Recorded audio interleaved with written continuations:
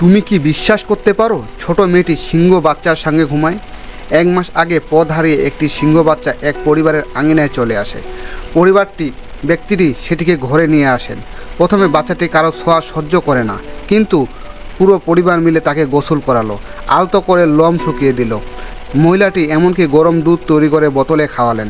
পরিবারের এ ভালোবাসায় অনুভব করে ধীরে ধীরে বাচ্চাটি তাদের সঙ্গে মানিয়ে নিল। সে ঘরের বিড়াল ছানার সঙ্গেও বন্ধুত্ব করে ফেলল এবং পরিবারের সদস্যদের চুমু খেয়ে স্নেহ দেখাতে থাকে। রাতে সে মহিলাটির মাথার উপর ঘুমিয়ে পড়ত। পরিবারের যত্নে বাচ্চাটি আরও নিশ্চিত হয়ে উঠল। দাঁত উঠতে শুরু করলে ঘরের নানা জিনিসপত্র চিবাতে শুরু করলো।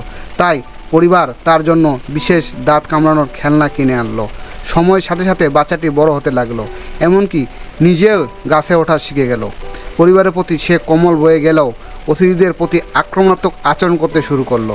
এখন পরিবার ভাবছে, তারা কি সিংহটিকে চিড়িয়াখানায় দিয়ে দিবে?